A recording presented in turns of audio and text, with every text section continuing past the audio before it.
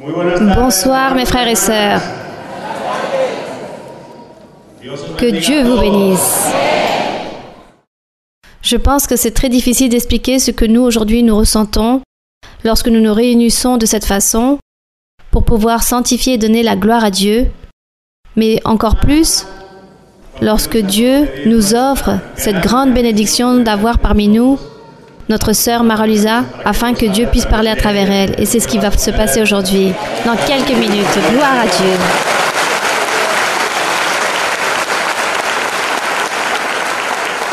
Ma sœur, je souhaite répéter à nouveau de la part de nous tous, spécialement des frères et sœurs espagnols et moi-même, que je représente, tous ceux du Pays Basque, une chaleureuse bienvenue et merci pour nous accompagner aujourd'hui.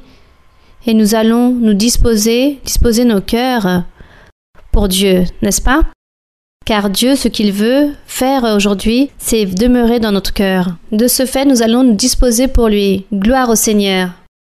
Nous allons donc, mes frères et sœurs, nous mettre debout et nous allons réaliser une prière, en train de demander spécialement à notre Dieu qu'il puisse nous donner en abondance par rapport à cette effusion d'intelligence, de connaissance du Très-Haut, que le Seigneur puisse nous permettre de profiter du temps aujourd'hui et que tous ces mystères et toutes ces merveilles que lui a réservées pour ceux qui l'aiment, que notre Dieu puisse nous les montrer et que nous puissions aussi les comprendre et ensuite les mettre en pratique. N'est-ce pas, mes frères et sœurs? Nous allons donc chanter un hymne au Seigneur. Nous allons lui dédier cet hymne à notre Seigneur. C'est l'hymne, mes frères et sœurs, numéro 97. Soyez fermes pour Christ. Hymne 97. Soyez fermes pour Christ.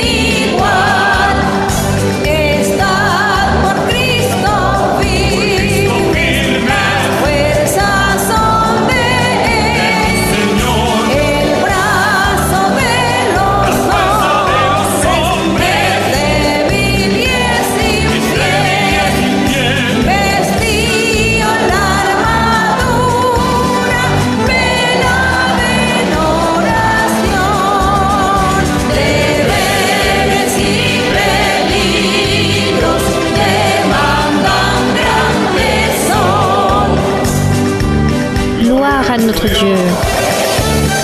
Béni soit notre Seigneur. Alléluia.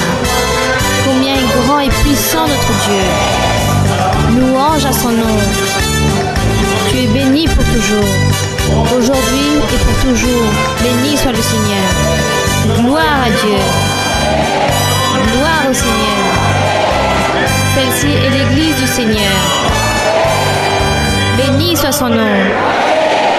Gloire à notre Dieu, mes frères et sœurs. Ça, c'est l'armée que Dieu a établie. Les soldats, hommes et femmes valiants, qui sont ceux qui veulent faire partie de l'armée du Seigneur. Que Dieu puisse nous donner cette armure, n'est-ce pas? Qu'il nous donne son bouclier, son épée et son casque pour pouvoir livrer toutes ces batailles spirituelles contre le mal. Car nous savons et nous déposons notre confiance en Dieu, car lui nous donnera cette victoire si espérée. Gloire à Dieu. Mes frères et sœurs, je vous invite à vous mettre debout pour chanter des cantiques à notre Dieu. Et tout d'abord, nous allons lui chanter le cantique numéro 65, qui a pour titre « D'humbles bras ». Cantique numéro 65.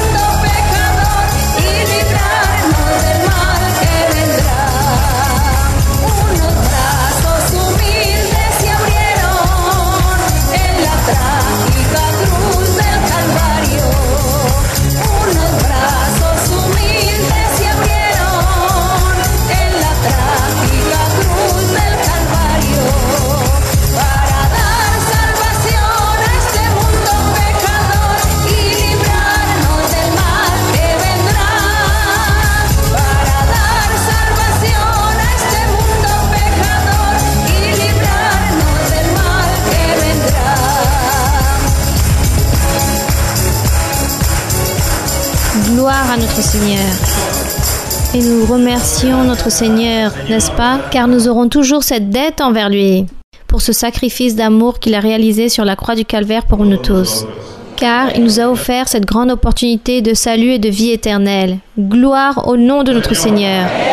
Je voudrais que de nouveau nous puissions montrer à Dieu et à notre sœur Marlisa combien nous valorisons l'étude biblique. Nous allons donc recevoir notre sœur Marlisa avec tout l'amour qu'il y a dans notre cœur.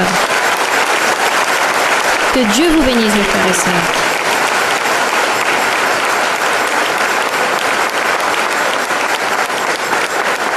Bonsoir, mes très chers frères et très chères sœurs, ici, de la ville de Bilbao. Nous savons que nous sommes tous un seul en Christ, un seul en le Seigneur. Dans le pays où que nous soyons, dans la langue, la race, la couleur, un cœur pour Dieu, un cœur qui aime le Seigneur. C'est cela le plus beau, l'important, que nous sommes un seul en le Seigneur. C'est pour cela que nous ne nous sentons pas étrangers à l'endroit où nous sommes. Nous ne nous sentons pas non plus étrangers avec les autres par le fait que vous soyez ici, réunis, ici dans l'assemblée du Seigneur. Pour moi, vous êtes mon frère, ma sœur. Vous n'êtes plus cette personne inconnue, vous êtes cette personne plus appréciée que Dieu puisse offrir.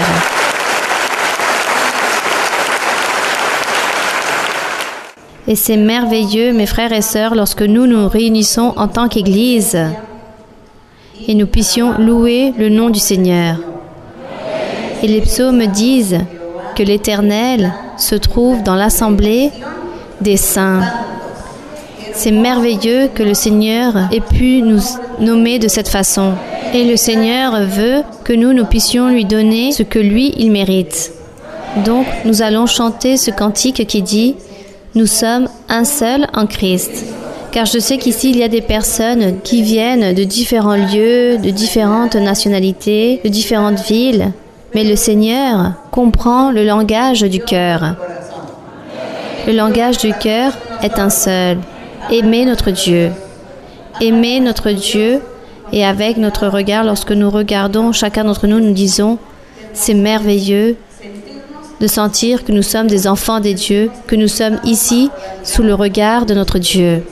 Glorieux est le nom du Seigneur, que nous sommes abrités par l'ombre du Seigneur. Nous allons donc chanter ce cantique qui dit « Nous sommes un seul en Christ. Nous sommes un seul. »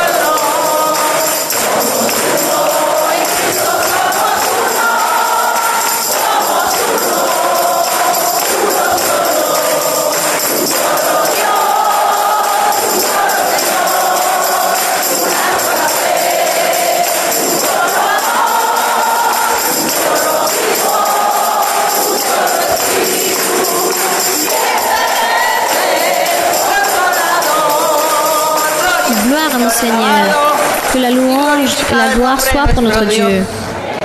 Lorsque le cantique dit que nous sommes une seule foi, cela signifie un seul évangile, un seul, l'évangile pur et véritable de Jésus-Christ. Vous pouvez vous asseoir, mes frères et sœurs. Je vous salue de nouveau avec beaucoup de tendresse. Je me sens très heureuse, très contente d'être ici avec vous et aussi très allègre avec les frères et sœurs et les personnes qui vont nous voir à travers la vidéo. Eux aussi vont être très joyeux ensemble avec nous et nous allons être tous ensemble en train d'honorer le Seigneur et en train de remercier le Seigneur. Car les merveilles que lui, il réalise, les bénédictions qu'il nous donne sont incomparables.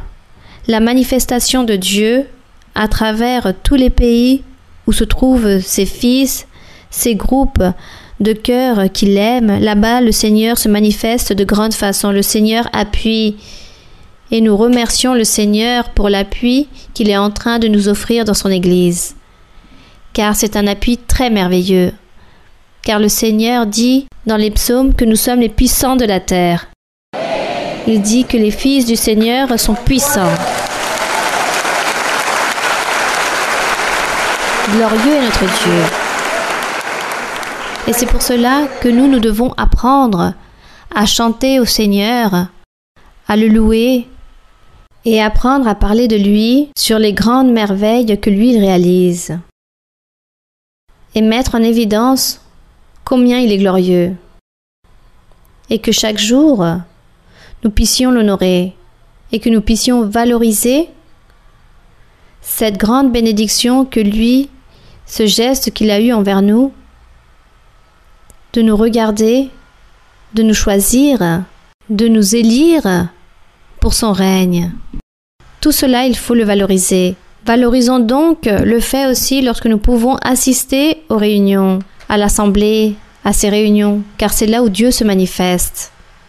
Au milieu de l'assemblée, je te louerai, disait le Seigneur Jésus-Christ. Et cela est ainsi. Le Saint-Esprit est avec nous. Et c'est lui qui nous motive pour être heureux, joyeux et louer notre Dieu.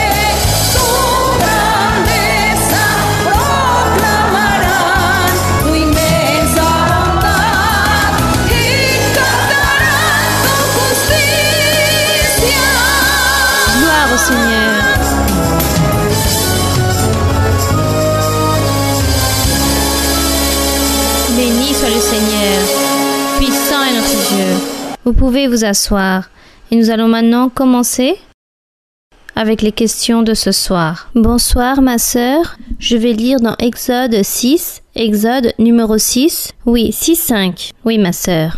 J'ai entendu les gémissements des enfants d'Israël, que les Égyptiens tiennent dans la servitude, et je me suis souvenu de mon alliance.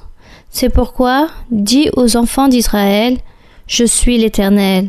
Je vous affranchirai des travaux dont vous chargent les Égyptiens, je vous délivrerai de leur servitude, et je vous sauverai à bras étendus et par le grand jugement. Je vous prendrai pour mon peuple, et je serai votre Dieu, et vous saurez que c'est moi, l'Éternel votre Dieu, qui vous affranchit des travaux dont vous chargent les Égyptiens. Je vous ferai entrer dans le pays que j'ai juré de donner à Abraham, à Isaac et à Jacob. Je vous le donnerai en possession, moi l'Éternel. Ainsi parla Moïse aux enfants d'Israël, mais l'angoisse et la dure servitude les empêchèrent d'écouter Moïse. Ici, on a l'impression, ma sœur, que eux, ils n'écoutaient pas Moïse à cause de la dureté de leur cœur. Je vois que cela passait dans le peuple ancien, mais je vois aussi que cela arrive encore aujourd'hui. Malgré que le Seigneur nous réalise de grandes promesses merveilleuses et parfaites, nous continuons à penser toujours aux problèmes. Nous restons là comme figés aux problèmes, comme si nous n'avions rien compris, car les personnes ne déposent pas leur confiance en Dieu, comme vous le dites. Les personnes continuent à penser aux problèmes. C'est parce que les personnes ne déposent pas cette confiance en Dieu. Il faut être confiant en Dieu, mais il faut aussi plaire à Dieu. Ici, il parle que le peuple d'Israël, dans l'Antiquité, a été très dur de cœur, a été très désobéissant. Et Dieu parlait à Moïse et lui disait « Comme le peuple est si dur et si désobéissant, je vais le châtier. Je vais leur envoyer un châtiment des épreuves, car ce peuple ne mérite pas autre chose mais que le châtiment, la difficulté. » La sœur dit « Aujourd'hui aussi. Aujourd'hui on oublie les promesses de Dieu, mais nous ne devons pas être intéressés non plus. Je ne vais pas venir ici juste pour une promesse que Dieu m'a faite, voir quand il va me l'accomplir, si la semaine prochaine, le mois prochain, je ne sais pas. Mais comme le fait est que le Seigneur doit m'accomplir, c'est pour cela que je vais à l'église, je vais demander la prophétie pour savoir quand il va m'accomplir ce qu'il m'a promis. Nous devons chercher Dieu, mais de manière désintéressée. Aimer Dieu avant toute chose. Et lorsque nous sommes en train d'aimer Dieu, d'obéir à Dieu, en train de cesser de pécher, en train de vivre une vie droite, en train d'accomplir les commandements du Seigneur, si lui, il nous fait des promesses, nous les gardons dans notre cœur, mais nous continuons à louer le Seigneur car lui, il mérite cela. Le jour où nous le penserons le moins, Dieu va nous surprendre, et ce jour-là, il nous donnera ce qu'il nous a promis. Mais ne vivons pas de cela, avec cet intérêt. Ne vivons pas de cet intérêt de la promesse, de la bénédiction qu'il a pour nous. Non, aimons notre Dieu de manière désintéressée, avec ou sans la promesse. Ça, c'est ce que nous devons faire. Continuez ma sœur avec votre question. Ma sœur, ça c'était ma question, qu'au jour d'aujourd'hui nous n'avons pas encore appris à écouter notre Dieu. Bien ma sœur, excusez-moi si je ne vous ai pas laissé terminer. Bien, oui, continuons. Good evening, Sister Mona Lisa. May the Lord bless you. Greetings from the Church of La Corona. From Nigeria, greetings on behalf of my brothers and sisters, the African brothers in La Corona. We greet you, we love you in the love of God. Bonsoir ma sœur Marie-Louisa. Grande salutation des frères et sœurs de la Colonia. Grande salutation aussi aux frères et sœurs qui sont à la Colonia de Nigeria. Car comme nous, eux aussi, ils vous aiment énormément. Oh, sister, this is the promise of God that will be in your presence. Asking a question. First of all, I want to thank you for all you have been doing on behalf of the church generally. Ma sœur Marie-Louisa, je remercie le Seigneur car il m'a promis de pouvoir profiter de votre présence aujourd'hui et aussi de pouvoir vous poser une question. Et pour toutes les choses que vous faites aussi dans l'Église. When I first came to the church, I don't understand Spanish. I was so happy the way I met the people, just like today. My heart was filled. I was so happy. I don't care about the language. I said, this is what I have been looking for. Lorsque je suis arrivée à l'église, je ne comprenais rien de la langue espagnole, mais je me réjouissais beaucoup de voir toutes les personnes et lorsque je suis rentrée dans ce lieu, je me suis dit, cela doit appartenir à Dieu. The Lord told me I'm going to be serving Him. The word have come to pass. All the promises He have made to me, 99% of it has been fulfilled in my life. Tout ce que le Seigneur m'a promis dans ma vie, il me l'a tout accompli. Sister, I want to thank you. I want to thank God for you. Really, silver or gold I don't have. For letting God to establish this church. You are the pillar. You are be planted to make people to know God, to know the salvation of God, to draw us close to God. Sometimes ago, we have been to many churches looking for God. We couldn't find it. Ma sœur Marie-Louisa, je remercie le Seigneur ainsi qu'à vous-même, car vous êtes un pilier dans l'Église. Que le Seigneur a planté ici pour que vous puissiez être avec nous. Avant d'arriver à l'Église, j'ai traversé plusieurs assemblées. When I came to the church, the Lord gave me prophecy that I will be in your presence. He's going to change me. All have come to pass. Sister, my prayer is for you every day that God should preserve you for us. God should extend, give you more life. He should give you more grace because He says His grace is sufficient. I ask God to strengthen you every day. Ma sœur Marie-Luisa, je demande toujours au Seigneur que le Seigneur puisse vous donner beaucoup de grâce, beaucoup de force, beaucoup de santé et qu'il puisse toujours vous bénir et qu'il soit toujours avec vous. To thank you and your family. Or sometimes I look at you, I say, wow, I just want to be like you. You all the way from Colombia to America, you are not tired. I thank God for His grace is sufficient. I ask God every day to strengthen you every day. That is my prayer for you, sister. Ma sœur Marie-Luisa, je vous admire énormément. À tout instant, je dis que je voudrais être comme vous. Vous êtes en Colombie et du jour au lendemain, vous êtes dans un autre lieu. Et je vois que Dieu vous donne une grande force et je sais que c'est le Seigneur qui vous donne toute cette force. My sister, my question is, God told me that I have a doubt in my heart that I want to answer, that you are going to answer me the doubt in my heart. Le Seigneur m'a promis qu'il allait répondre à beaucoup de doutes que j'avais dans mon cœur à travers vous. Sister, before I came to the church, I have a child out of wedlock. So when I go through the Deuteronomy chapter 23, it spoke about having a child out of wedlock. I am a little bit confused and worried concerning the Bible passage.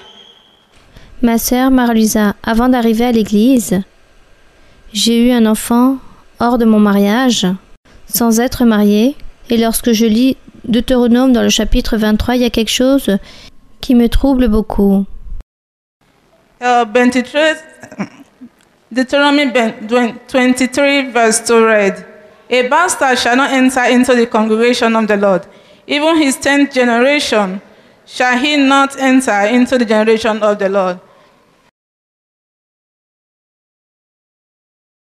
Dans Deutéronome chapitre 23, verset 2, il dit ainsi: celui qui est issu d'une union illicite n'entrera point dans l'assemblée de l'Éternel, même sa deuxième génération n'entrera point dans l'assemblée de l'Éternel. My question is,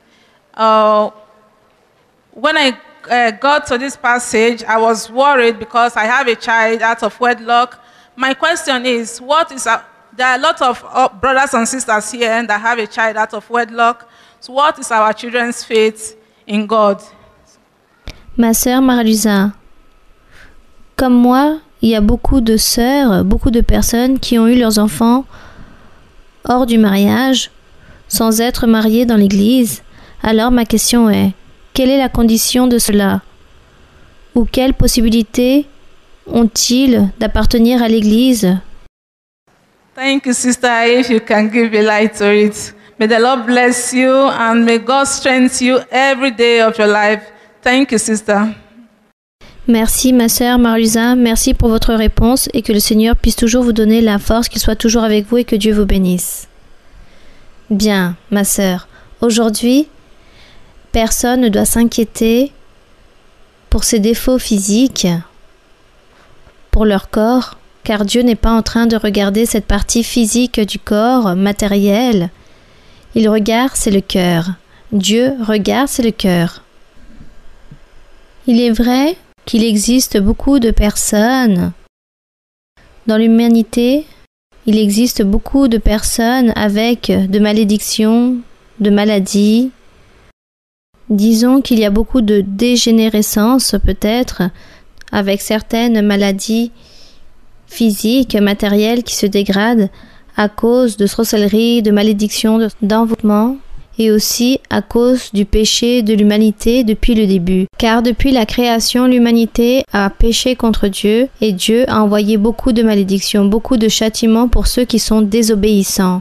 Et tout cela est venu de génération en génération et c'est pour cela que nous voyons beaucoup de personnes avec beaucoup de défauts, avec beaucoup de maladies et aussi avec ces dégénérations de la race humaine, de la partie physique du corps. Mais le Seigneur Jésus-Christ, lorsqu'il est venu pour prêcher l'Évangile, lui il dit qu'il est venu pour ôter toutes ces lois, tout ce que Dieu avait dit, que toutes ces personnes n'allaient plus participer dans l'assemblée de Dieu, ceux qui allaient avoir un défaut physique dans leur corps. Le Seigneur Jésus est venu et a dit « Cela n'a pas marché ». Personne n'a cherché Dieu. Avec des défauts ou sans défauts, les personnes n'ont pas cherché Dieu. tous ont été destitués de la gloire de Dieu. Alors le Seigneur Jésus a dit, à partir de maintenant, les choses seront différentes. Je ne vais plus chercher des choses physiques, mais des choses spirituelles. Lui va regarder, c'est le cœur d'un être.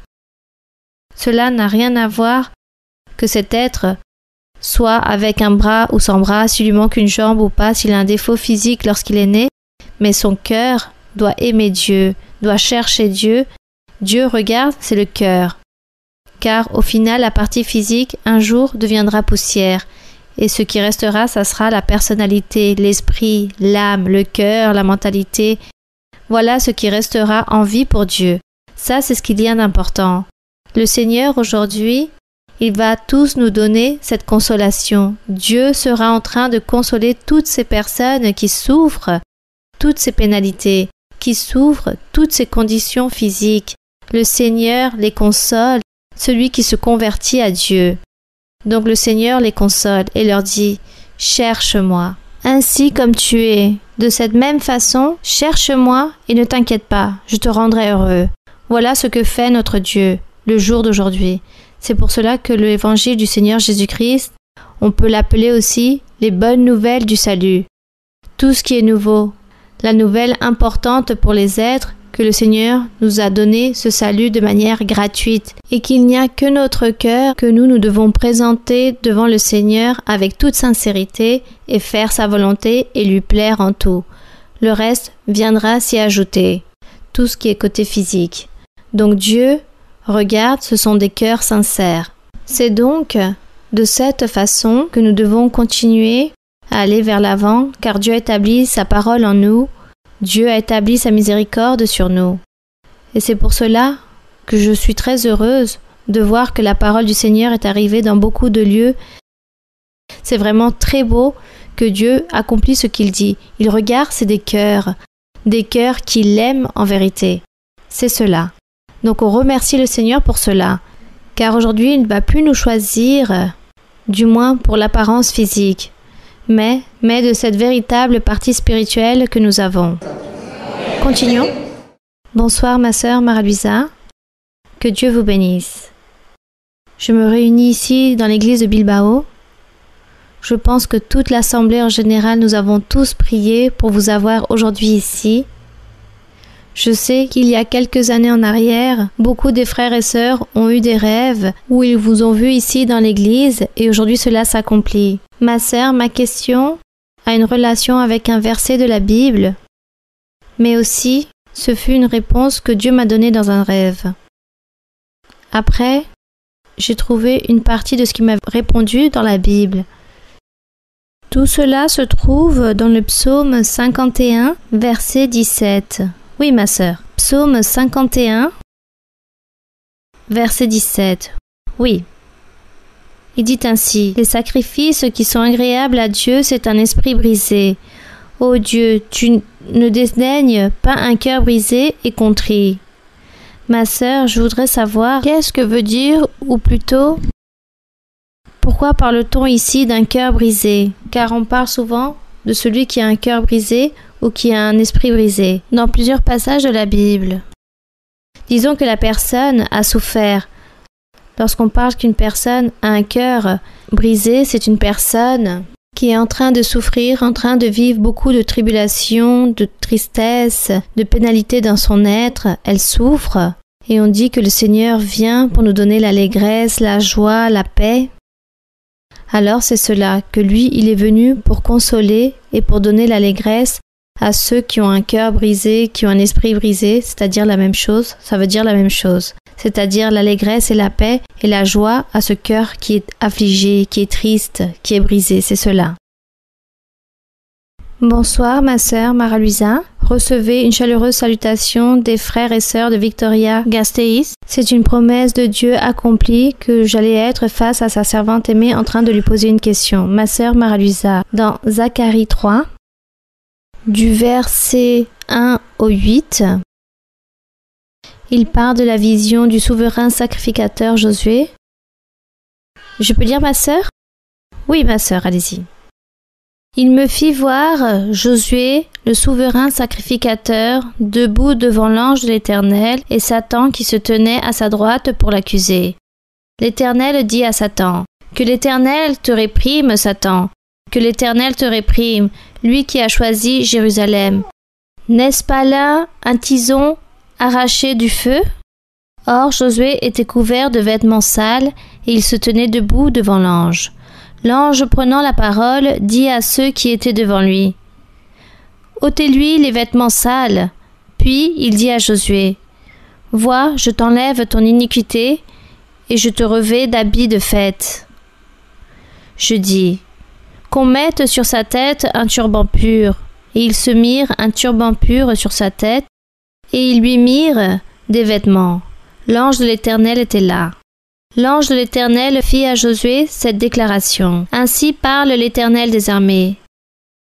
Si tu marches dans mes voies, et si tu observes mes ordres, tu jugeras ma maison, et tu garderas mes parvis, et je te donnerai libre accès parmi ceux qui sont ici. Écoute donc, Josué, souverain sacrificateur, toi et tes compagnons qui sont assis devant toi, car ce sont des hommes qui serviront de signe. Voici, je ferai venir mon serviteur, le germe. » Ma sœur Mara-Luisa, moi, j'ai cette inquiétude, car on dit que Josué, dans cette vision, s'est vu habillé avec des vêtements sales. Selon le significatif de sale, c'est quelque chose de méprisable. Puis ici, j'ai une autre inquiétude où on parle des hommes qui serviront de signe. Merci beaucoup, ma sœur Mara-Luisa, et que Dieu vous bénisse. Mes frères et sœurs, vous avez déjà cherché où vous êtes prêts dans Zacharie 3 ? Zacharie 3. Bon, tout d'abord, revenons à l'histoire, car si nous ne trouvons pas dans l'histoire, nous n'allons pas comprendre la suite. Zacharie fut un des derniers prophètes, comme l'a été Zacharie, Agé, Zacharie et Malachie, furent les 3 derniers prophètes qu'il y ait eu en Israël, après que le Seigneur, je ne sais pas ceux qui ont lu la Bible ou ceux qui ont lu sur l'histoire, je vous demande à vous tous, mes frères et sœurs, que vous puissiez lire beaucoup la Bible afin que vous puissiez vous informer et que vous puissiez ainsi comprendre mieux la doctrine, que vous puissiez recevoir des bénédictions de Dieu. Il faut lire la Bible. Zacharie, Agé, Malachie, les 3 derniers prophètes de l'Ancien Testament qui ont existé lorsque Daniel, je ne sais pas si vous avez lu aussi l'histoire de Daniel qui était à Babylone.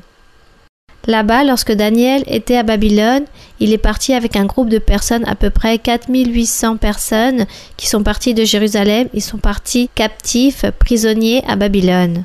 Là-bas, Daniel fut rempli de grâce devant le roi, et c'est pour cela que c'était ce proche assistant du roi. Et là-bas, il y avait 4800 juifs ou israélites, chefs du peuple qui ont été emportés captifs. Là-bas, il y avait des sacrificateurs.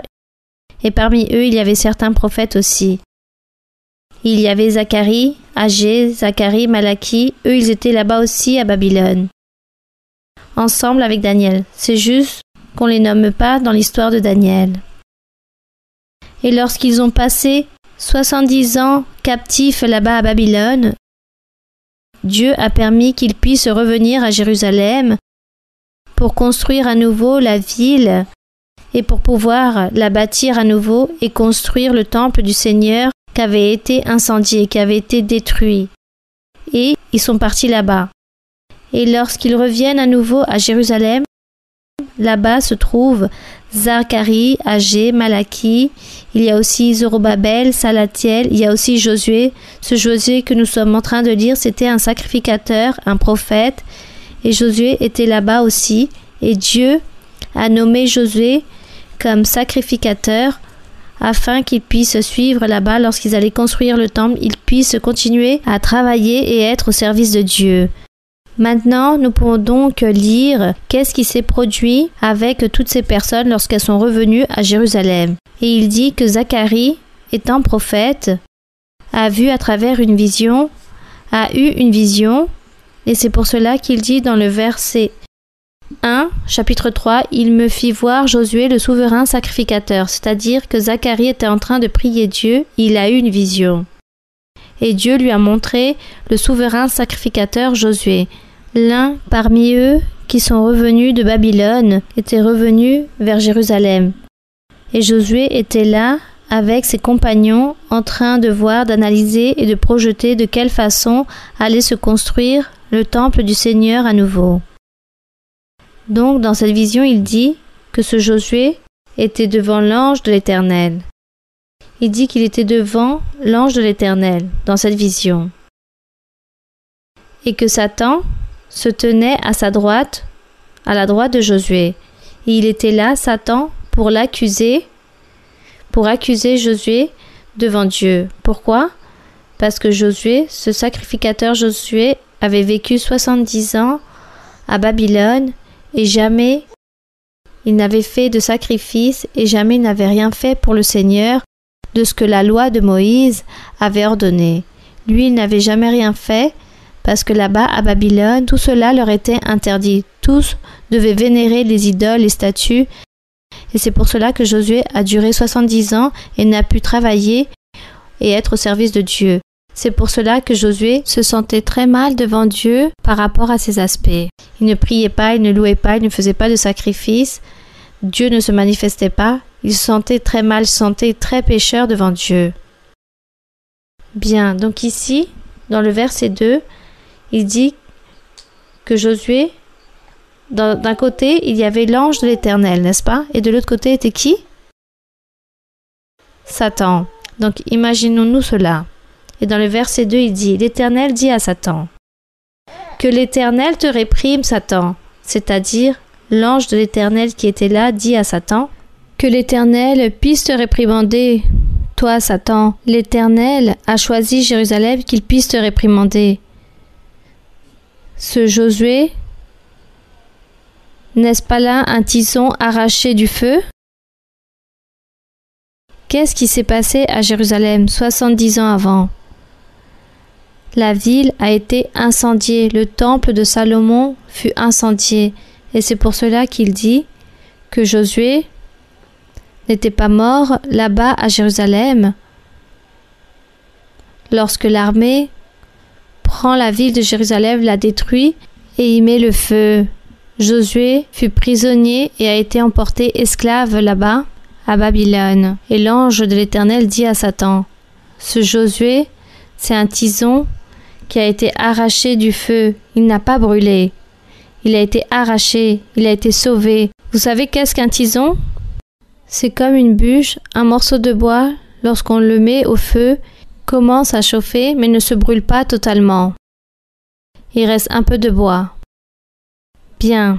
Donc ici il dit, n'est-ce pas là un tison arraché au feu? Josué a été sauvé. Des milliers de personnes sont mortes, mais Josué a été sauvé.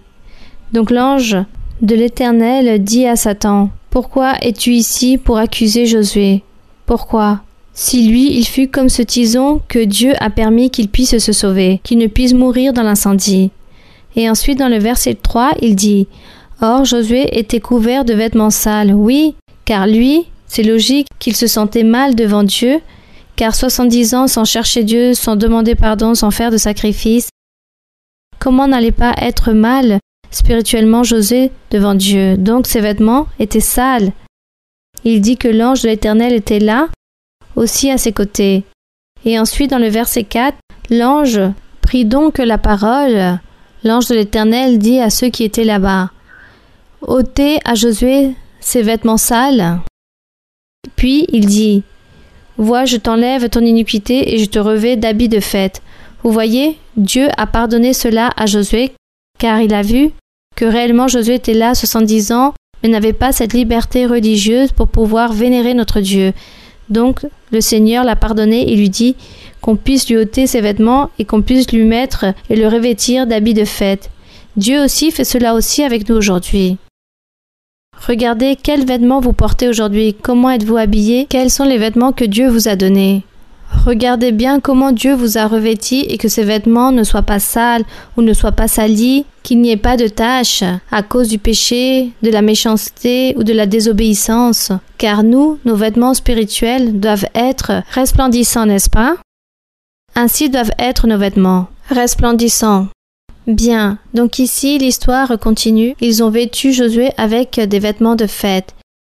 Puis ils leur disent qu'on mette sur sa tête un turban pur, c'est-à-dire que lui c'était un souverain sacrificateur, car le turban c'était pour le souverain sacrificateur. Ils l'ont donc vêtu de sacrificateur et ensuite dans le verset 6, l'ange de l'Éternel fit à Josué cette déclaration, c'est-à-dire qu'il lui a fait un appel d'attention et lui a dit, dans le verset 7, « Si toi, Josué, tu marches dans mes voies et si tu observes mes ordres, tu jugeras ma maison, c'est-à-dire le temple, tu jugeras ma maison et tu garderas mes parvis, et je te donnerai libre accès parmi ceux qui sont ici. » C'est-à-dire qu'il va lui donner la vie éternelle. Le jour qu'il allait mourir, il allait lui donner la vie éternelle pour pouvoir habiter avec toutes ces personnes qu'il était en train de voir à travers cette vision. Donc ici, il dit, « Écoute, Josué, souverain sacrificateur, toi, tes compagnons, qu'ils puissent s'asseoir devant toi, car ce sont des hommes qui serviront de signe. Voici, je ferai venir mon serviteur, c'est-à-dire que ces hommes que lui il était en train de voir à travers la vision qu'il était en train de voir, tout était symbolique. Et que lui, il allait profiter de cela à travers les ordres du Seigneur, et que le Seigneur allait faire venir son serviteur le germe, c'est-à-dire au Seigneur Jésus-Christ. À lui, il se réfère lorsqu'il dit « Ce sont des hommes qui te serviront de signe, voici je ferai venir mon serviteur le germe. » Et le serviteur, le germe, il se référait au Seigneur Jésus-Christ. Mais cette prophétie a duré beaucoup d'années pour qu'elle puisse s'accomplir. Je pense plus de 600 années pour que puisse venir apparaître le Seigneur Jésus-Christ pour prêcher son évangile. Voilà ce qui s'est passé à Josué. Josué, ce n'est pas celui que nous avons parlé dans Juge, où il y a Josué, le successeur de Moïse, ce n'est pas lui. Il s'agit d'un autre Josué. C'est après la déportation, après qu'ils ont été à Babylone les 70 ans. Il faut donc lire la Bible, mes très chers frères et très chères sœurs, il faut lire la Bible. C'est merveilleux de pouvoir lire la Bible. On se réjouit énormément dans la lecture de la Bible et nous apprenons énormément et Dieu est très allègre, très joyeux lorsque nous lisons la Bible. Surtout que le Seigneur va nous donner la compréhension et l'entendement pour pouvoir la comprendre, pour pouvoir en profiter et le Seigneur, le Saint-Esprit va se manifester dans notre vie lorsque nous lisons la Bible avec tout notre cœur. Bien. Oui? Bonsoir ma sœur, que le Seigneur vous bénisse. Ma sœur, ma question se trouve dans Exode 21-22. Exode 21. Exode 21-22. Oui ma sœur? Si des hommes se querellent et qu'ils heurtent une femme enceinte et la fassent accoucher, sans autre accident, ils seront punis d'une amende imposée par le mari de la femme et qu'ils paieront devant les juges. Mais s'il y a un accident, tu donneras vie pour vie, œil pour œil, dent pour dent, main pour main et pied pour pied. Ma sœur, ma question est... Ça, c'était la loi de Moïse dans l'Antiquité. Moi, je me demande si à l'époque, lorsqu'une femme était enceinte et qu'avorter c'était quelque chose de non-vivant, car ici il dit que s'ils la fassent accoucher sans autre accident, ils seront punis d'une amende imposée par le mari. Donc ma question est, si aujourd'hui, un jour une femme est violée ou ne veut pas avoir d'enfant à cause de cette condition et se trouve dans l'assemblée et avorte, comment reste sa vie spirituelle devant le Seigneur? Bien. Donc, si la femme dans l'Église du Seigneur est enceinte et avorte de manière volontaire, comment diriez-vous? Disons-le ainsi, elle pêche devant Dieu.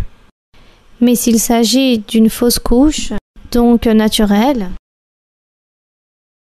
ou plutôt accidentelle, naturelle, si cette fausse couche est ainsi, elle ne pêche pas devant Dieu. Et tous les cas que je connais dans l'Église de sœurs qui sont enceintes et le médecin dit qu'elles doivent réaliser une fausse couche car l'enfant vient avec une déformité ou vient avec une maladie très grave et qu'il faut accoucher de suite, toutes les sœurs ont déposé leur confiance en Dieu et elles ne le font pas et demandent à Dieu, « Seigneur, si cette créature va être malade, va naître malade, alors emporte-la, que ça soit toi qui puisse l'emporter. Mais moi, je ne vais pas réaliser une fausse couche.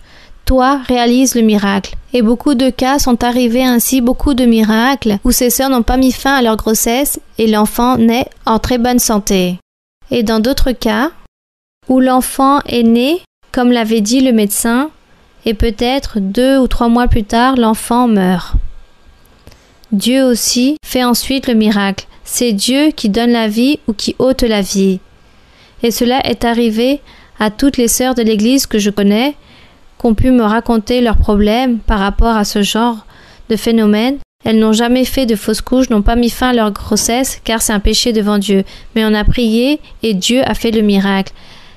Les enfants ont été guéris. Il y a eu peu de cas où l'enfant a été emporté ou que l'enfant ait pu mourir dans le ventre de la mère. Cela est déjà arrivé aussi. Mais généralement, le Seigneur a fait des miracles avec l'être. C'est cela.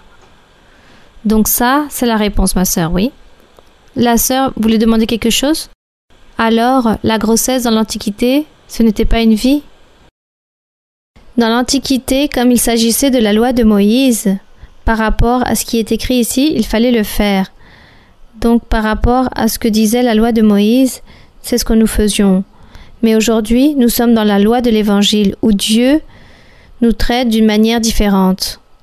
Car aujourd'hui, il faut prier, déposer la confiance en Dieu et faire la volonté du Seigneur. Bien. Oui? Oui, mon frère? Bonsoir, ma sœur, que Dieu vous bénisse. Je donne l'honneur et la gloire au Seigneur pour pouvoir déposer cette grâce dans vos yeux pour pouvoir vous poser la question. Ma question se base dans le premier livre de Samuel, chapitre 28. Je vais essayer d'être très bref. Je vais lire quelques versets. Donc, dans le premier livre de Samuel, 28. Oui, chapitre 28. Oui. Je vais être très bref et concret par rapport à la magicienne de Saul. Oui. Donc, je vais commencer par le verset 7. Je vais faire un résumé. Saul dit à ses serviteurs, « Cherchez-moi une femme qui évoque les morts et j'irai la consulter. » Ensuite, je vais au verset 11, où la femme dit, « Qui veux-tu que je fasse monter ?» Et il répondit, « Fais-moi monter, Samuel. » Verset 15. Samuel dit à Saul, « Pourquoi m'as-tu troublé en me faisant monter? Pourquoi, après tant de temps, sachant qu'il s'agit d'enfants de Dieu, qui savait que c'était des enfants de Dieu? Par exemple, Samuel et certains prophètes, car moi, ça fait peu de temps que je suis là, oui, mais disons, j'ai connu Dieu à travers d'autres chemins, oui. Et par miséricorde, je suis là. Donc, votre question, c'est avec Samuel ou Saul? Car Saul, non. Saul est parti voir cette magicienne. En fait, Saul a péché car au final, il est parti voir cette magicienne. Mais c'est comme si Samuel aussi, car au final, les personnes aussi réalisent ces choses, oui. Et si le Seigneur sait que tout cela est une manière de trébucher, je ne demande pas cela au Seigneur car je ne suis pas capable de demander cela. Votre question est pourquoi Samuel est venu ici avec l'histoire de la magicienne ou non, plutôt pourquoi Dieu utilise ses fils à travers d'autres personnes si cela est nommé comme un péché. Mais de quel fils parlez-vous? Car ici on parle de Saul et Samuel. Bon. Je vais raconter l'histoire. Je vais raconter l'histoire très brièvement. Brièvement. Dans la loi de Moïse, mes frères et mes sœurs, soyez très attentifs, ainsi que celui qui me pose la question, écoutez-moi bien aussi. Dans la loi de Moïse, Dieu avait interdit que dans le peuple d'Israël, il n'y ait de sorciers, de divins ou de spiritisme, de sorciers ou de chamans, peu importe comme ils se nomment, Dieu a interdit cela. Il dit que dans le peuple d'Israël, il ne peut exister ce genre de personnes. Et si quelqu'un apparaît de manière clandestine, un sorcier, un voyant, on devra lui donner la mort. Ôtez-lui la vie. Voilà ce que disait la loi de Moïse. Et qu'est-ce qui s'est passé lorsque le roi Saul était en train de gouverner en tant que roi en Israël? Lui, à aucun moment ne leur a permis de leur ôter la vie à ces magiciens, à ces voyants. Au contraire, il leur a pardonné la vie. Et ici, lorsque Dieu s'est éloigné de Saul, car Saul a offensé Dieu, Dieu s'est irrité contre Saul et n'a pas voulu lui donner de révélation. Car, à l'époque, les grands hommes du peuple d'Israël, lorsqu'ils avaient besoin d'une certaine orientation, ils allaient voir le prophète et demandaient la prophétie, demandaient ces paroles de Dieu, des révélations de Dieu. Et Saul devait partir à la guerre et lui, il ne savait pas s'il devait partir ou pas à cette guerre, s'il allait perdre ou gagner cette bataille. Donc il est parti voir les sacrificateurs, le prophète, et Dieu n'a pas voulu lui parler, car Dieu était très irrité contre Saül et n'a pas voulu lui parler, ni à travers des prophètes, ni à travers des visions, ni à travers des songes, il n'a pas voulu parler à Saül. Et comme Saül avait vu que Dieu ne donnait pas de réponse, il a dit « Je vais partir voir la magicienne et je vais partir déguisé. » Et effectivement, l'histoire raconte qu'il est parti déguisé voir cette magicienne pour savoir si elle allait lui dire s'il fallait qu'il aille à la guerre ou pas, s'il allait gagner ou pas. Et c'est lorsqu'il se présente à cette magicienne et que cette magicienne, pourquoi a-t-elle découvert que c'était Saül? Car elle était habituée à tromper les personnes. Donc, elle était habituée dans son travail de tromper les personnes et lorsque Saül lui demande « Je veux que tu me fasses venir Samuel », c'était vraiment quelque chose de grand, quelque chose, voire impossible. Donc, lorsqu'elle voit que réellement Samuel venait, parce que cette sorcière, cette magicienne voyait dans la vision que Samuel montait alors qu'il était mort, alors elle eut peur, elle s'est inquiétée, car cela n'était pas dans ses habitudes de travailler. Cela ne se voyait pas dans le travail qu'elle faisait. Elle savait qu'elle-même, elle trompait les personnes avec son travail en prédisant des choses, mais c'était juste pour gagner de l'argent. Et lorsqu'elle voit cette réalité, elle se dit « Mais qui est-il? Es-tu le roi Saül ?» Elle eut peur et elle dit « Maintenant, tu vas m'ôter la vie, car ça c'est la loi de Moïse. » Et Saül lui a dit « Non. » Alors, qu'a fait Dieu? Dieu s'est irrité tellement avec Saül qu'il a permis qu'en faisant voir que Samuel était venu étant déjà mort et que Saül voyait Samuel à travers une vision, Samuel a parlé à Saül et a dit qu'il allait mourir avec ses enfants, qu'il allait perdre la bataille, qu'il allait mourir avec ses enfants et que Dieu allait lui ôter le règne pour avoir fait toutes ces choses. Voilà ce qui s'est passé. Donc Dieu, apparemment, a utilisé ce média pour donner le châtiment à Saül. Si Dieu ne veut pas parler, alors pourquoi les personnes vont voir des voyants? Donc nous, aujourd'hui, nous savons que cela est un péché devant Dieu. Aller voir un voyant, un sorcier, un spiritiste. Donc le Seigneur dit, pourquoi devez-vous aller voir tout ce genre de personnes si moi, dans l'assemblée, dans l'église, j'ai le don de la prophétie et je parle à travers la prophétie, je parle à travers des rêves et à travers des visions. Ici, j'ai des prophètes que vous puissiez consulter, alors n'allez pas voir le sorcier ou la magicienne. Ça, c'était l'ordre de Dieu. Donc ici, Saül avait commis un double péché. Et Dieu l'a châtié très durement pour avoir fait cela. Donc nous devons nous garder de tout cela. Nous n'allons pas faire cela, car Dieu va nous détruire, Dieu va nous châtier.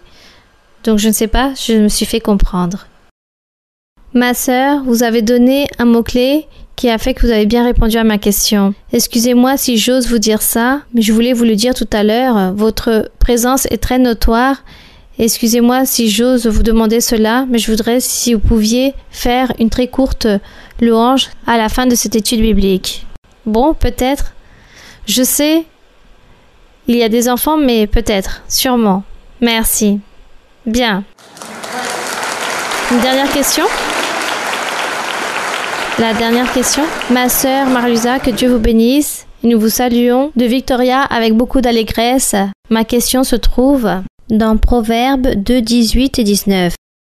Lorsque le Seigneur se réfère à travers ce que Dieu nous a enseigné à travers vous, par rapport à la femme étrangère, disons, c'est comme s'il s'agissait d'une autre assemblée.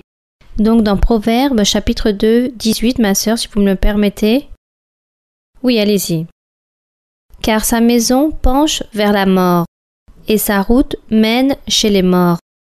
Aucun de ceux qui vont à elle ne revient et ne retrouve les sentiers de la vie. Donc ma question est, où il dit « Aucun de ceux qui vont à elle ne revient », à quoi il se réfère ici? Qu'ils se perdent, qu'ils pêchent. Disons que ce chapitre 2 de Proverbes, vous êtes dans Proverbes, mes frères et sœurs?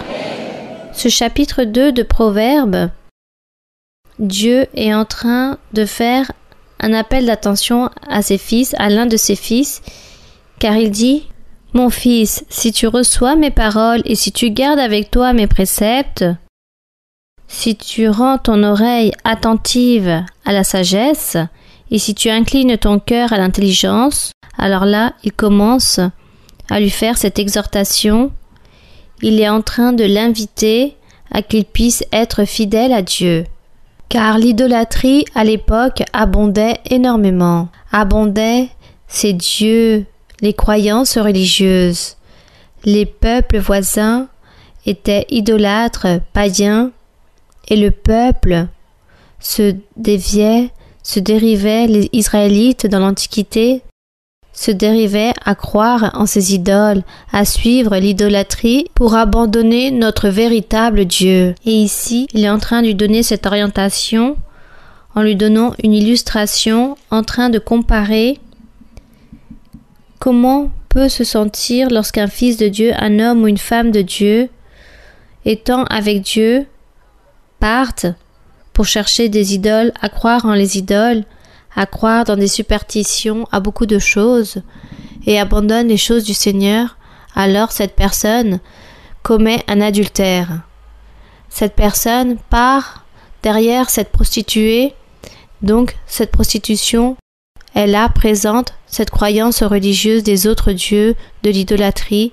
Tout cela était appelé prostitution. C'est pourquoi on parlait de cette femme étrangère. Et il comparait cette situation d'une personne, que cela c'était un grave péché qui faisait souffrir les autres, car un homme qui commet ses adultères, d'être avec ses étrangères, avec ses prostituées, alors la famille aussi allait souffrir, l'épouse allait souffrir.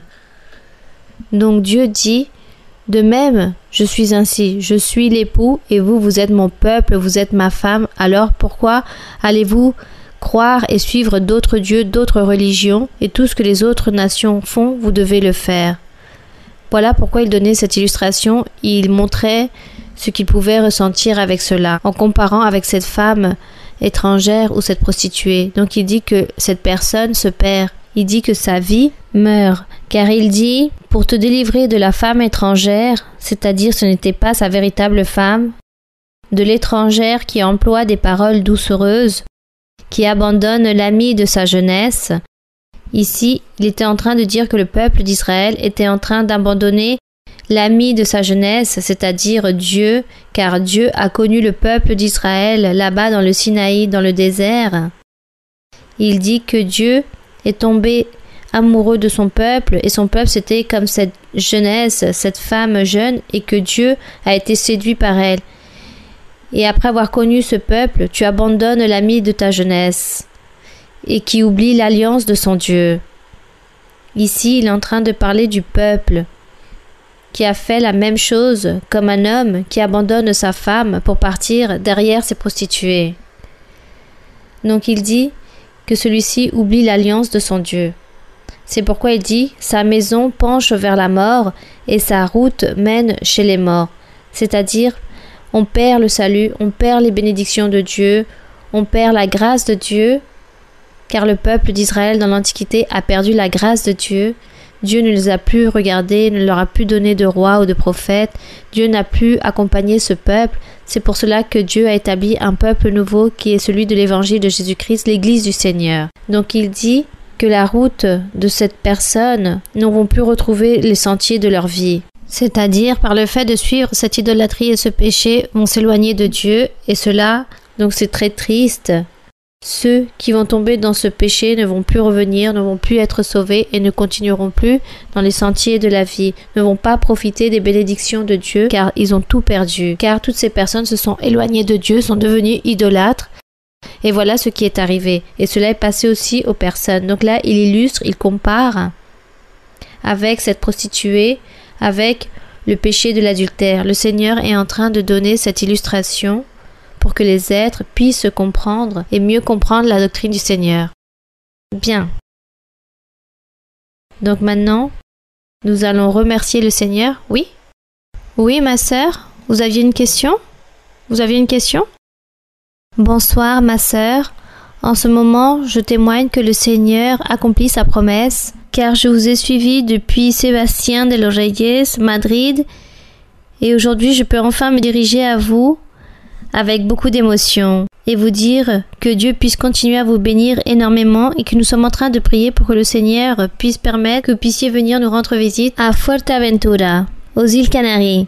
Bien, j'irai en nageant. La question, disons, je vous raconte un peu pour que vous puissiez comprendre par rapport au psaume 27, car dans les années antérieures, j'ai eu de grandes tribulations et je récitais jour et nuit ce psaume et le Seigneur à la fin m'a donné le triomphe et la victoire en ce qui me concerne personnellement. Oui.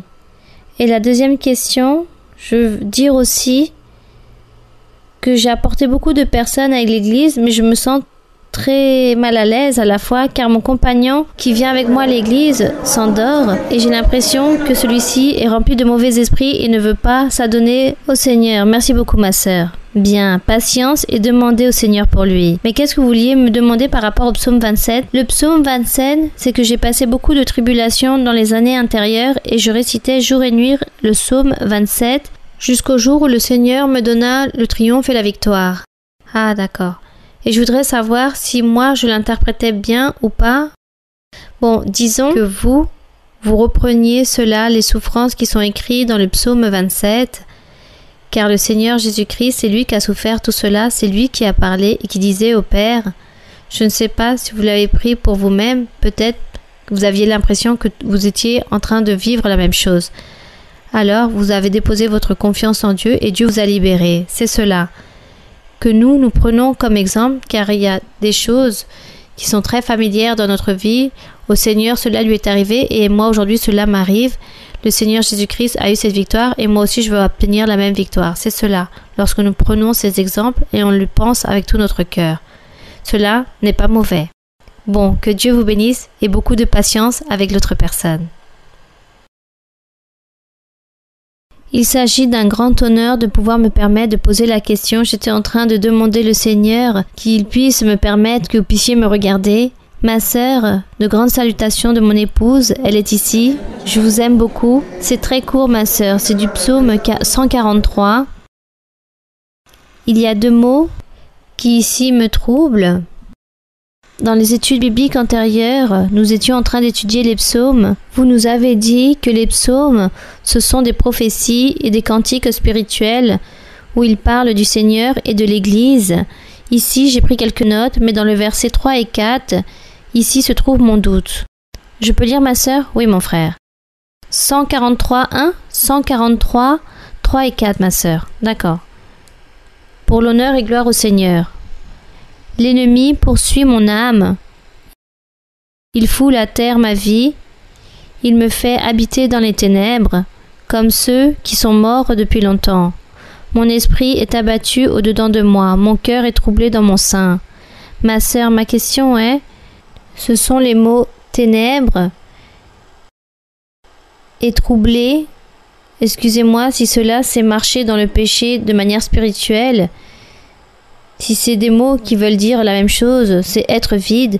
Si le Seigneur Jésus-Christ les a exprimés parce que lui il habitait dans les ténèbres, parce que le peuple marchait mal, et le mot « mon cœur est troublé dans mon sein », s'il avait toute la plénitude de Dieu, ça c'est mon doute ma sœur. Exact. Comme le Seigneur était en train de prendre la parole du peuple et que toutes ces choses, nous aussi cela nous est arrivé ou peut nous arriver, le Seigneur le disait déjà au Père car lui il priait pour nous. Et tout ce que lui il souffrait, il le prenait, toutes les souffrances des personnes que lui il vivait, qui se présentaient au Père, il disait je viens prier pour ce peuple, je suis le méchant, je suis celui qui souffre, je vis dans les ténèbres, moi je suis inquiet car l'ennemi me poursuit. Mais le Seigneur savait qu'il s'agissait de nous tous les personnes, ses serviteurs. Mais lui, il présentait tout cela au Père pour que le Père puisse être miséricordieux. À un certain moment, le Seigneur Jésus-Christ, comme lui l'a vécu autant que chair, il a souffert toutes ces choses. Mais c'est pour cela que lui, il nous considère, il a commencé à nous comprendre, car il a pu vivre cette souffrance humaine. Donc si nous analysons ici, lorsqu'il dit « l'ennemi poursuit mon âme », cela est certain, car l'ennemi a poursuivi le Seigneur Jésus-Christ. Il l'a poursuivi. On lui a lancé des injures, des calomnies, on l'a même livré à la mort. Le Seigneur Jésus a même été humilié. On lui disait que c'était un démoniaque. Ils l'ont vraiment poursuivi. Il dit que l'ennemi poursuit mon âme, il foule à terre ma vie. Et cela aussi fut ainsi, car le Seigneur Jésus a été envoyé à la croix pour qu'on puisse lui donner la mort. Donc le diable, voilà ce qu'il a fait avec lui. Il me fait habiter dans les ténèbres comme ceux qui sont morts. Oui, disons que toute cette souffrance que lui, il a vécue sur la croix du calvaire, on dit que cela, il l'a fait habiter dans les ténèbres, c'est-à-dire au milieu du péché, au milieu des choses méprisables des personnes, du peuple d'Israël, qui l'ont méprisé. Les mêmes Israélites l'ont mal regardé, donc eux, ils vivaient dans les ténèbres, et le Seigneur Jésus-Christ était au milieu de ces ténèbres, c'est-à-dire au milieu de cette ignorance de Dieu parmi toutes ces personnes. Lui, il a vécu tout cela. Mon esprit est abattu, oui, car le Seigneur lui a dit, « Mon Père, pourquoi m'as-tu abandonné? Pourquoi m'as-tu laissé seul ?» Il dit, « Pourquoi tout cela ?» Lui, il s'est inquiété, il s'est comporté comme un être humain. Mon cœur est abattu, oui, ça c'est toutes les souffrances que lui, il a vécues. Et tout cela pour cet amour envers nous. Tout cela pour nous sauver. Mais aussi parce que le Seigneur savait que nous allions vivre ces mêmes moments un jour dans notre vie. Et lorsque nous allions clamer le Seigneur, celui-ci allait être attentif pour nous écouter et pour nous bénir, nous garder et nous protéger aussi. Donc, nous allons donner l'honneur et la gloire à notre Dieu. Vous pouvez vous mettre debout. Nous allons maintenant, commencer à prier le Seigneur. Et nous allons prier, donc ceux qui se trouvent malades, qui ont des maladies incurables, des maladies physiques, psychiques, des sorcelleries, des envoûtements, qui sont remplis de mauvais esprits, qui ont des maladies génétiques. Déposez votre confiance en Dieu. Soyez confiants. N'oublions pas, c'est la première chose que nous avons parlé aujourd'hui, que nous devons déposer notre confiance en Dieu. Alors, à travers votre prière, vous ne devez pas douter. Aujourd'hui, vous allez prier et vous allez être sûr que Dieu vous écoute, que Dieu va vous bénir dans n'importe quel moment de votre vie. Même pour les problèmes, les difficultés, les incompréhensions, les problèmes dans les foyers, dans les familles, que vous ayez des nécessités, des besoins, des souhaits dans votre cœur, tant de choses, autant qu'être humain nous avons besoin, nous allons le déposer devant la présence du Seigneur. Nous allons de cette façon prier et demander à Dieu. Merci Père céleste, éternel Dieu, Père de notre Seigneur Jésus-Christ, éternel Dieu, Sauveur, notre Seigneur Jésus-Christ, béni soit ton nom. Nous te remercions Seigneur pour la journée d'aujourd'hui. Nous te remercions car nous avons été là, en train de nous réjouir, en train de profiter de la méditation de ta parole, en train de profiter en lisant la Bible, en train de profiter, en train de réfléchir, de méditer dans tes faits si merveilleux, dans tes puissants faits, en ta parole véritable, en tes promesses, dans l'appui que tu donnes à ton peuple, à tes fils depuis toujours. Tes paroles qui sont fidèles, tes paroles qui sont fidèles et véritables, mon Seigneur. Tes promesses, elles sont puissantes, elles sont fidèles aussi dans notre vie. Merci, éternel Dieu. Car toi, mon Seigneur, tu nous as ici devant ta présence, tes bénédictions, et nous te bénissons, mon Seigneur, et nous te remercions. Je vous bénirai, et je vous donnerai la bénédiction, je vous donnerai la victoire, je vais vous donner le triomphe, des bénédictions et des victoires. Et tous les propos de certains seront fermes, et je vous accomplirai. Car tous vos propos seront fermes, et je ferai que tout cela puisse s'accomplir dans votre vie. Les bénédictions sont là, face à vous, dans chacun d'entre vous. Il y a beaucoup de bénédictions. Il y a beaucoup de victoires et de triomphes spirituels et matériels. viendront beaucoup de progrès dans chacun d'entre vous.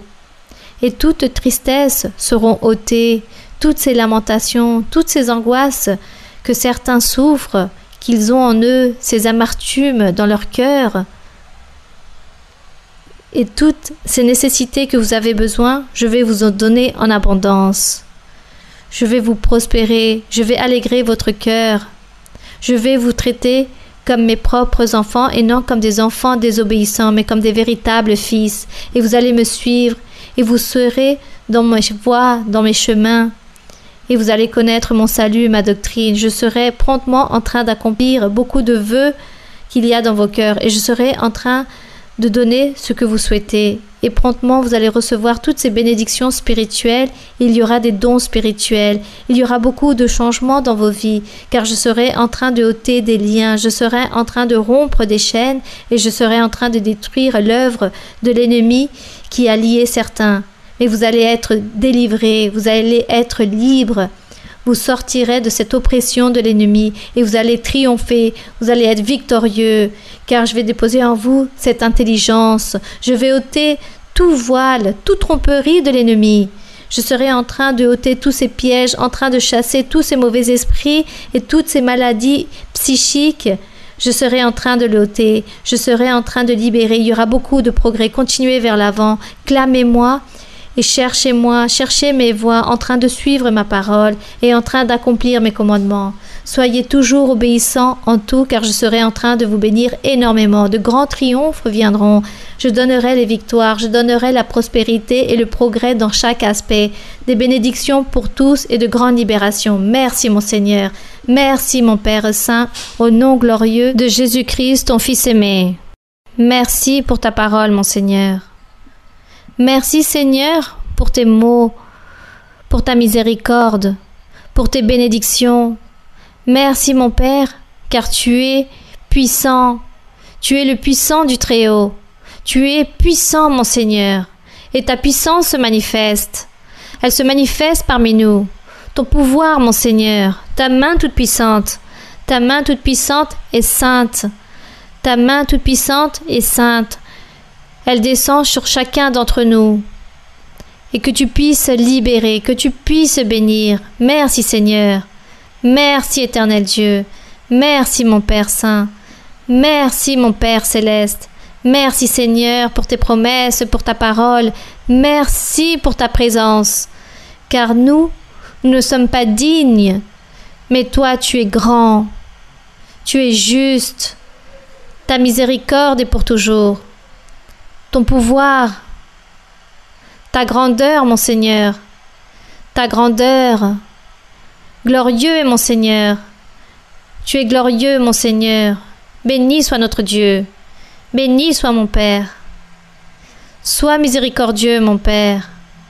Sois miséricordieux de chacun d'entre nous, car nous sommes une chair qui est faible. Ôte la paresse. Enlève la démotivation, chasse tout mauvais esprit de paresse, de démotivation, de sommeil. Chasse tous ces mauvais esprits de maladie, de douleur. Tout cela, que tu puisses le ôter, que ta main toute puissante puisse se manifester, mon Seigneur, car tu es grand. Grand est mon Seigneur. Tu es digne de toute louange. Gloire à mon Seigneur. Béni soit ton nom. Béni soit ton nom pour toujours. Béni soit mon Seigneur. Puissant est mon Seigneur. Je te remercie, Seigneur, pour ton Fils aimé. Je te remercie, Seigneur.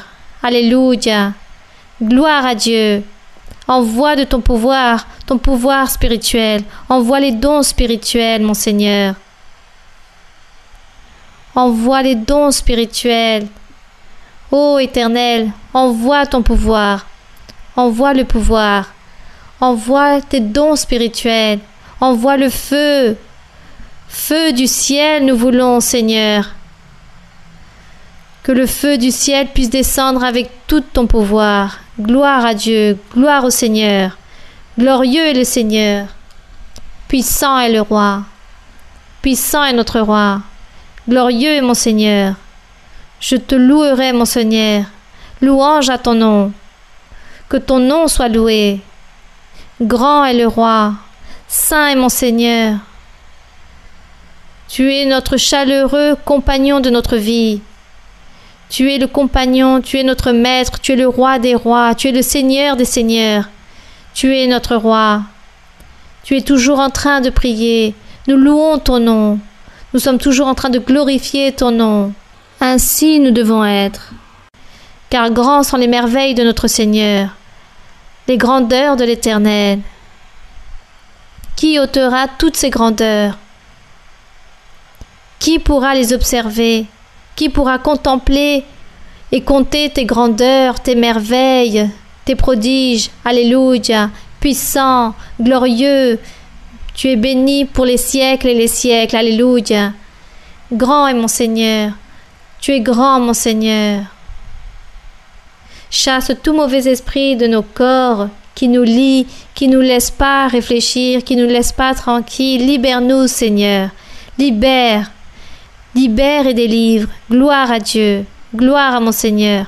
Gloire à mon Seigneur. Merci, alléluia. Alabad a Jehová, naciones todas, pueblos todos, alabad.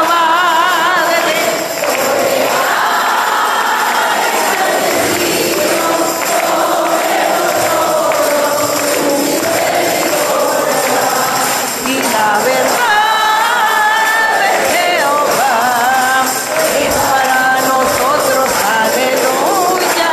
Amén. Ay, la verdad de Jehová, aleluya, es para siempre. Amén. Alabad a Jehová, naciones todas, pueblos todos, alabadle, porque ha engrandecido sobre nosotros su misericordia. Y la verdad de Jehová es para nosotros, aleluya. Amén. Y la verdad de Jehová, aleluya, es para siempre. Amén. Béni et louange à notre Dieu. Te vengo a decir, oh mi Salvador, que yo te amo a ti, que yo te amo a ti con el corazón. Te vengo a decir toda la verdad. Yo te amo, Señor.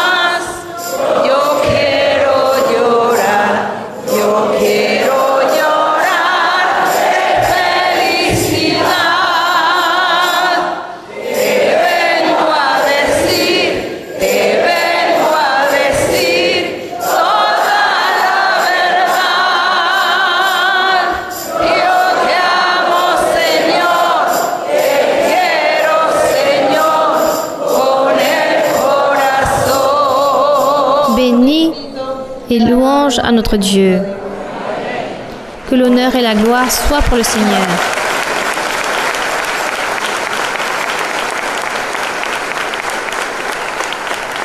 Merci beaucoup.